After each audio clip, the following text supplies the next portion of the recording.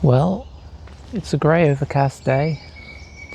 I think we can finally say the time of the daffodil is passing, which is sad, but it's also not sad in that it means spring is on the way. Other things are beginning to make themselves known. Lots of anemones down this path coming up now. Seems like more and more every time I come in. So yeah, bit of a slightly chilly day for spring. I think it got down almost to freezing last night. But let's have a look what's going on back here.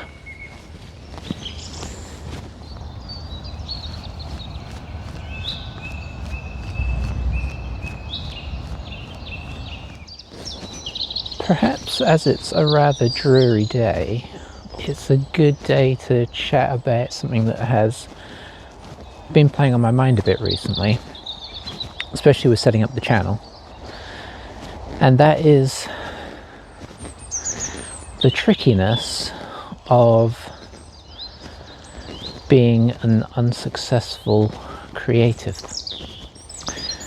And I feel like I should preface that by saying obviously there's different measures of success. I don't deny that. I've been happy with what I've done. I've worked towards what I like to do, and I'm always trying to improve it. That said, obviously in the world, success and indeed, I suppose, progress and stability is defined by finding ways to make money off what you do, right? Which has never really been my strong point. And that is tricky for someone like me who, over the years, I've discovered I have a burning need to be creative. I found if I try to walk other paths that stifle that, I start to sort of go down in a bit of a spiral of not being happy, not necessarily realizing entirely where I'm not happy for a while, until I start to break into something more creative and I'm like, oh, I see what the problem was. But anyway, I don't know, it's a tricky situation that there's a couple of reasons, I suppose. One is just the obvious thing of, if you can make money doing what you do, well, you're set up, and in some ways, I was going to say you don't need to worry. It's not that you don't need to worry, but essentially that becomes your line of work, which, again, has its own disadvantages. I realise that you're more tied to it. It becomes more work, less play. I do get that. But that said, it does give you that bit of stability, and I think it gives you, I try to fight to not let this overwhelm my mind, but it definitely gives you more respect from people you come across. Now, is that important? Arguably not, but that doesn't mean that it doesn't play on your mind, right? And in that sense, it doesn't play on other people's minds, in the sense of interacting with them and how they value you as a person, which maybe it should, maybe it shouldn't. Probably on some level it shouldn't, but the world is what the world is. So I don't know really where I was going with this, other than to say it's a tricky situation that I'm trying to balance by half and halving it, really. Doing enough to survive, but also allowing time to be creative and do the creative projects, because if I don't do that, that's trouble. So yeah, where exactly am I going with this? I mean, nowhere really. I'm just curious if anybody else struggles with these same problems, because obviously a lot of people do enjoy creativity, but I think oftentimes it's more of an offshoot, a pleasant enjoyment outside of what they do day to day. I'm curious if there are others who it is more of a driving need that if they're not doing, they really have problems. And what you found with that, if you're not indeed doing it as your day-to-day thing and finding that great balance between the two. I'm not saying necessarily that were I to be able to fund myself as well, that things would necessarily be great and everything would be tickety-boo. But it would be interesting if I was to see how that felt. But I've never really got there, because I always sort of push close and then retreat away, I guess. Sometimes I try to do things that run side by side to what I really enjoy doing. I guess you could sort of say compromise, really. And I think a lot of people struggle with creative stuff for that. They compromise. So for instance, with the photography, I've sort of dipped my toe into doing wedding photography and that kind of thing. Even, you know, taking pictures of people's kids and whatnot. But it's not really my niche thing. So you're kind of doing the thing you like doing, but not in a creative way and not in the way you like doing it. So it doesn't really end up satisfying you. You're just doing a job like you might do somewhere else, but with the tools that you use to do what you like to do. So it's a sort of a slight sneaky way of fooling yourself into thinking you're doing what you like doing. It's turning into a bit of a waffle here with no real conclusion. I guess the only conclusion is that I'm enjoying where things are at right now in terms of what I do. I do some creative stuff, do enough to keep that afloat. But it's always that thing in the back of my mind, I think, that you can't quite get rid of, you know, justifying it to yourself. I guess I don't really have to justify it to others, but you do feel every time somebody asks you what you do and why you do it, it's hard to justify that to them, even if they're not asking you to justify it to them, although sometimes they do. So yeah, just curious thoughts, really. And yeah, I guess something that I wonder if anybody else has those same thoughts out there.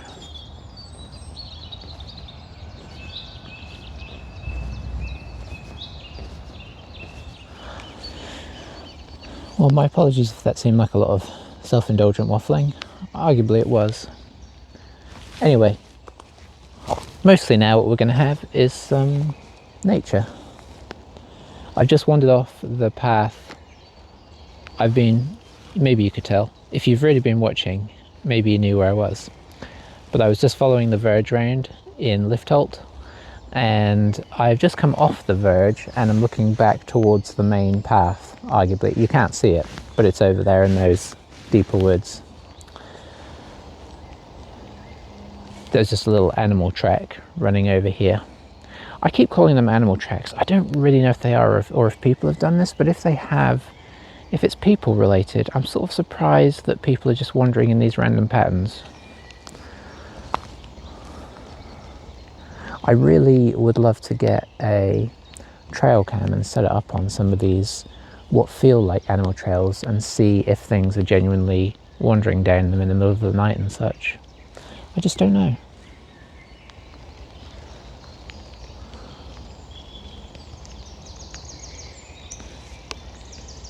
Rain's coming down a bit now.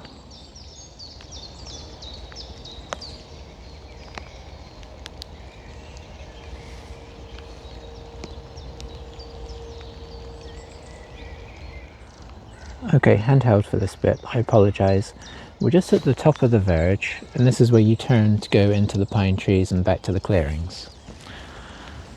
But there's this little area over here where all of the, I'm just going to call them Christmas trees. I can call them what I like.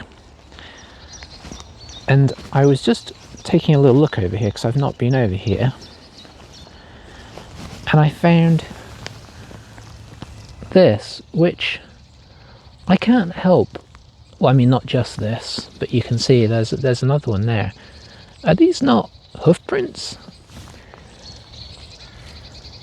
Interestingly, I think with little mini hoof prints, you can see just here in them, like maybe deer have come down, but that's got to be a horse hoof, right? I mean, that's not a very good comparison, but They're sort of hand-sized, and they come this way. Look, there's another one.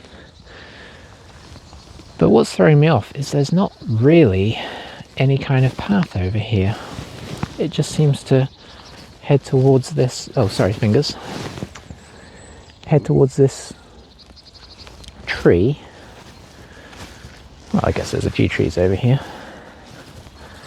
but there's not really an obvious way through. But there again, there's maybe hard to see from that angle, but some hoof looking things. Is somebody off-roading, so to speak? I'm gonna push through these trees. Yeah, definitely hoofs. I mean, if somebody's not been riding their horseback here, what monstrous beast has made these tracks? And if they have, where does this go? I mean, I do quite like this tree here. Whatever it is, I'm going to guess oak. It's usually a safe bet, isn't it? Anyway, I'm going to push on through, see if we come to anything, or see if the hoof tracks stop. I very much apologise for your journey. I still feel like I see hoof prints. Where are we? So we're actually approaching the edge. You might be able to see there's field over there, but there's not an obvious way through. Are we going to get stopped here? I mean, that's just not a path, is it? Okay, turning around. Ooh, a gimbal would be useful here, wouldn't it? Okay, yeah, I feel like I have come to the end of where I can sensibly get to. I'll just get up on this old trunk. There's a very cool fallen tree back there. I'm going to zoom. See that, all moss covered? That's pretty funky. But yeah, I mean, I definitely could push through there. There is a gate. I think I might have actually walked down this way. Do you see that gate there in the middle? I think you can walk along the side of the fields there, so maybe somebody has at some point. I just don't know. This feels like somebody's made a path out of it. I wonder how old those hoof prints could be. They could just be very old. Potentially, I'd have thought they'd have got eroded away, but I suppose there's a possibility they didn't, and somebody rode through here before it was a problem and into the field. I could believe that. Well, that adventure did not turn out quite as excitingly as I thought it might. I wonder if that back there, let's darken that down for you, is another wild cherry tree. It's got the white blossoms going. I bet it is. Whilst we're here, just look at this absolutely horrific bramble. It looks like it's loving life. The spines on it are crazy. Thankfully I didn't walk into it.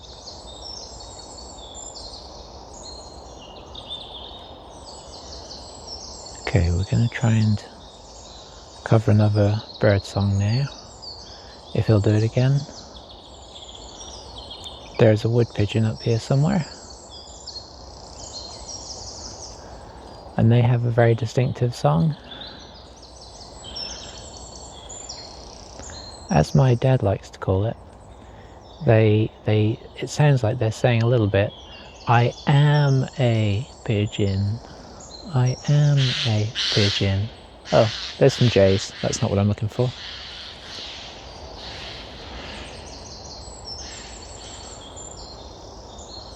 But that's another good sound. If you hear that extremely aggressive sound, it's a jay. Maybe we'll go with them instead. I'm trying to think what that sounds like. It's a very distinctive sound. You couldn't call it pleasant, but it's noticeable.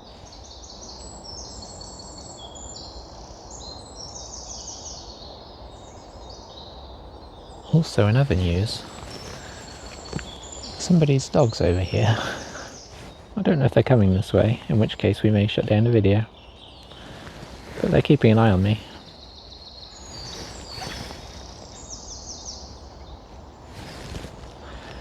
Very much keeping an eye on me. I don't know where their person is. Oh, they've heard them.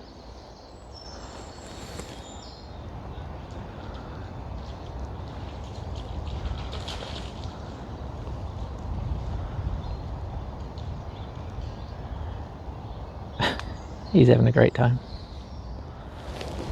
So I've made it to the stump of standing there. It's just behind you.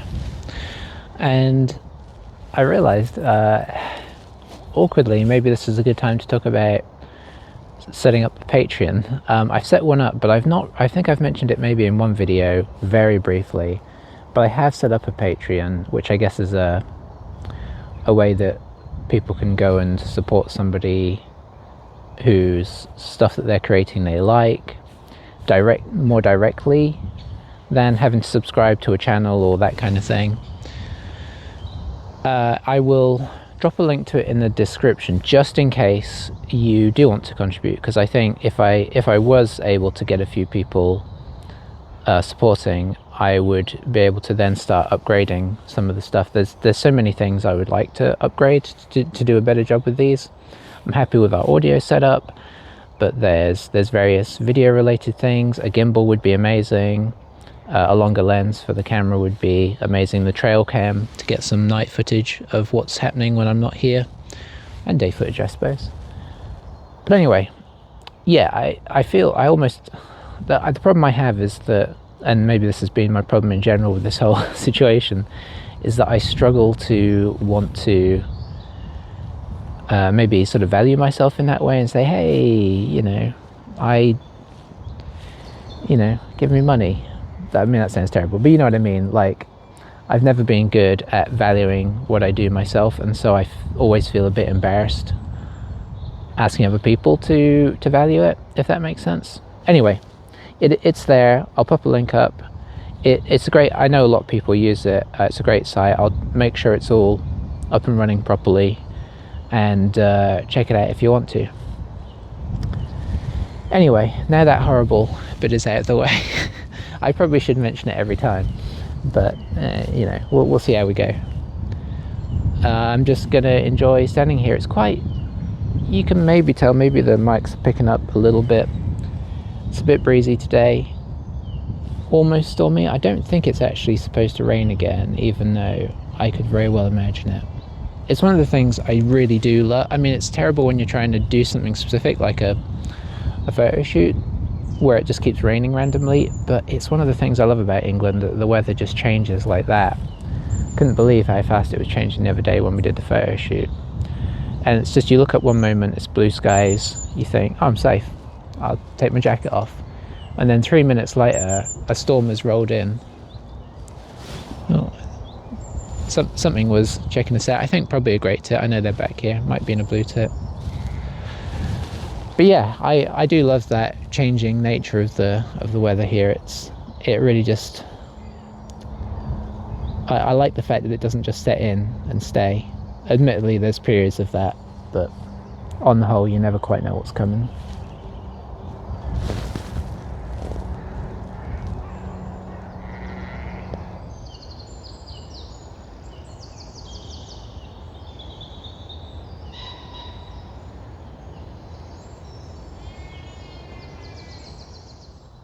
So I'm suddenly feeling more confident again. We had a bit of a hit with the spurge, getting that right. And I believe we also identified some plants with these little leaves here as barren strawberries. And now I just glanced down on my way out, and they've started flowering. And further research seems to indicate maybe we actually got this one right as well. It's amazing. I hit a lot. I really thought I was getting a lot of stuff wrong, but whilst I'm sure I got some stuff wrong, it's quite pleasing to see we got a couple things right. Very easy to miss these, because as you can see when I put my finger next to them, they're tiny. I do like the tiny little flowers, hard to find. But yeah, exciting.